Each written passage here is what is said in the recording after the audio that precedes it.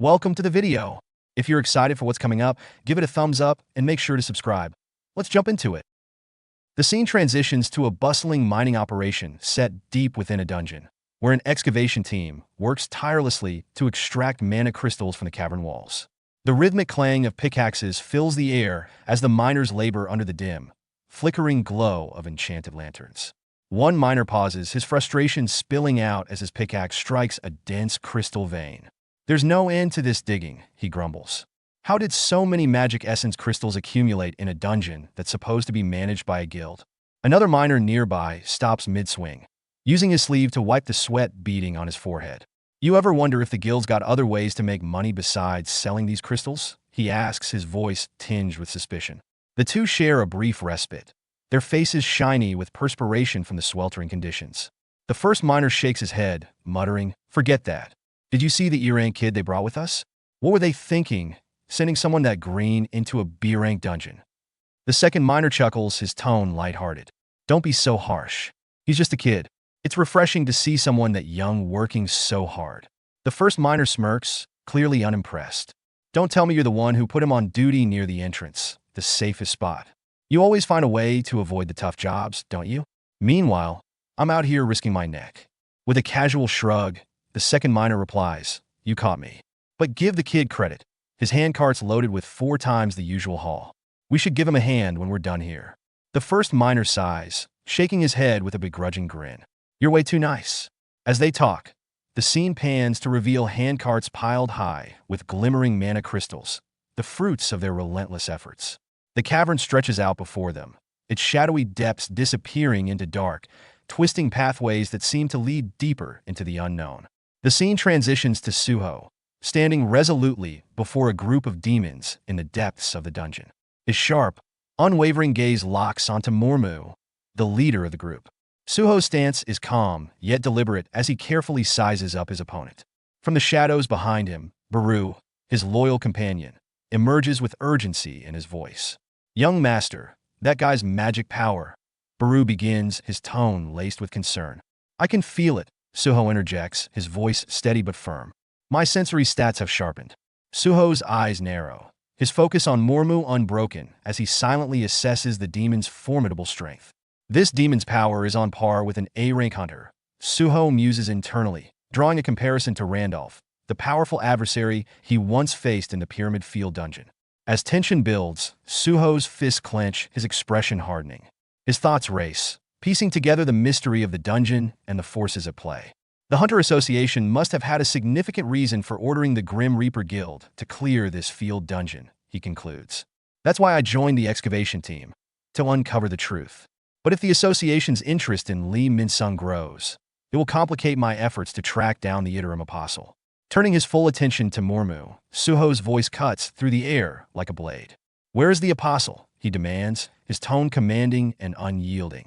Moru's expression darkens, his calculating eyes studying Suho intently. "So, just as the apostle hunts the man in the black mask, this one is hunting the apostle," Moru thinks, his lips curling into a sinister sneer. Without warning, Moru strikes. A tentacle lashes out, coiling tightly around Suho's feet. "You'll meet the apostle soon enough," Moru taunts, his voice dripping with malice. More tentacles shoot towards Suho as the demon bellows. "Because I'm going to crush you thoroughly and leave you in a coma before delivering you to him." Despite the constriction around his legs and the approaching tentacles, Suho remains unfazed. He raises an eyebrow, his calm demeanor unbroken, even as Moru's overwhelming strength presses against him. "Overwhelming strength?" Suho echoes mockingly, his mind flashing back to the grueling training sessions with Amit. The memory of Amit towering over him, arms crossed, flashed through Suho's mind. "Impressive," Amit had said. "I didn't expect you to complete my training alone in just 5 days." Exhausted, Suho had stood shirtless, his body honed to near perfection. Amit's gaze had been proud. "Your body has grown much stronger, young monarch." Despite the praise, Suho had collapsed moments later, tears of relief streaming down his face. The experience solidified his resolve. "Investing all my stat points into strength was worth it. The skill I gained boosts it even further." The scene shifts back to the present, where Moru's tentacles lie in tatters, blood pooling around the battlefield. The demon's eyes widen in disbelief before twisting into unrestrained fury. "Who are you?" he roars, his voice echoing with desperation. Suho, unfazed, rips away the remaining tendrils binding him, his movements fluid and precise. His sheer strength radiates with an intimidating aura, and his piercing blue eyes gleam with unshakable determination. Without missing a beat, Suho surges forward with blinding speed, cutting through Mormu's demonic allies in a single, devastating motion. The two demons collapse instantly, rendered completely incapacitated by his overwhelming power. Suho redirects his focus back to Mormu, his voice sharp and authoritative. "I'll ask you again, where is the Iterum Apostle?" His words are deliberate, laced with a cold resolve. In the blink of an eye, Suho closes the distance, standing directly before the demon, his presence suffocating. Mormu, rattled by Suho's strength and unrelenting speed, refuses to yield. Desperation flashes across his face as he throws a fierce punch, bellowing, "Like hell I'll tell you." But Suho effortlessly catches Mormu's head mid-attack, his grip firm and unyielding. "Is that so?" Suho replies icily, his tone devoid of emotion. With a single, decisive motion, he severs Mormu's head from his body, the demon's eyes still blinking in stunned realization. Suho doesn't pause. His sword slashes methodically through Mormu's corpse, dismantling it with clinical precision. Clutching Mormu's still-conscious head, Suho's voice cuts through the demon's spiraling thoughts, stern and filled with certainty. "I'll find out everything I need without you saying a word." The demon's fragmented thoughts scream with confusion and terror. What is with this guy? What is this unnerving power? Without hesitation, Suho tosses the severed head to Baru. "Baru, time for your snack," he commands, his tone calm yet commanding. Baru catches the head eagerly, his sharp teeth tearing into it with delight. Baru remarks, licking his claws with satisfaction. That octopus was quite chewy. In the shadow dungeon, Essel experienced an unfamiliar sensation coursing through her body. Bewildered, she whispered to herself, "What is this feeling? My body feels lighter." The shift in her physical state hinted at something significant, though its cause remained unclear. Meanwhile, back at the battlefield, Baru finished devouring Mormu's severed head, his expression one of satisfaction. Suho turned to him with urgency, his sharp gaze betraying his impatience. "Baru," he asked, "were you able to learn anything about the Iterum Apostle?" Baru wiped his claws clean and paused before answering. The demon viewed the Apostle as a shining light, a beacon of sorts, he explained. "But I couldn't uncover anything substantial beyond that." Suho exhaled deeply, frustration flickering across his face. Another dead end, he thought, his mind racing. Do I have no choice but to confront Lee Minsung directly? Focusing on the immediate task, Suho resolved his next move. "First, I need to evacuate the people here," he decided, his determination unwavering. Elsewhere, the Apostle stood among a group of hunters. Narrowing his eyes, he sensed a disturbance. The demon's presence has vanished, he noted. But it wasn't the Hunter Association. The raid party reached the boss monster's room, and Lee Minsung announced, "This is Payu Field's boss monster room." Miho, her expression stern, thought to herself, "I found nothing on our way here.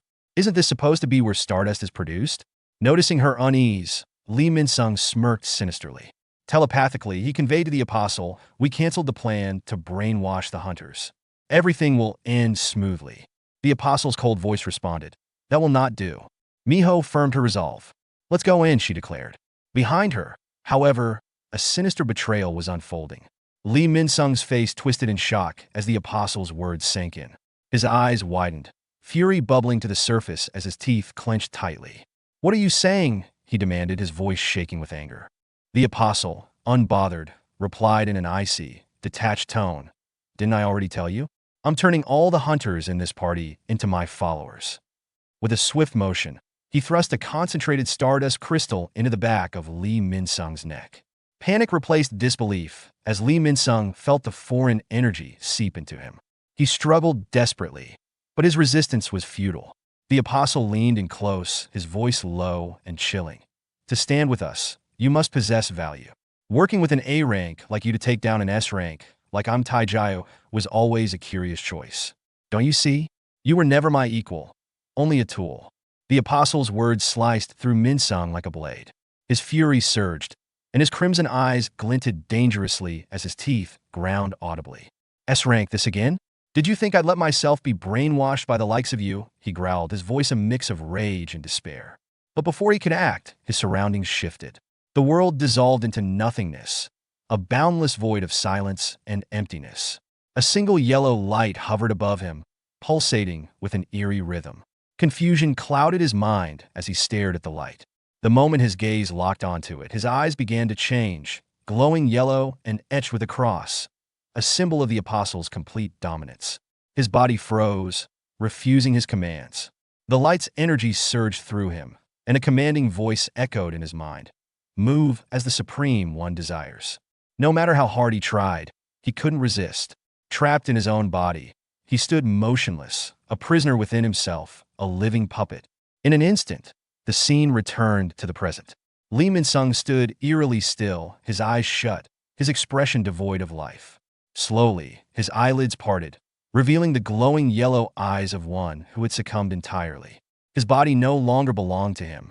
The Apostle approached, placing a hand on Minsung's shoulder with a sinister chuckle, his satisfaction evident. Behind him, Lee Minsung stood as a brainwashed puppet, no trace of his former self remaining.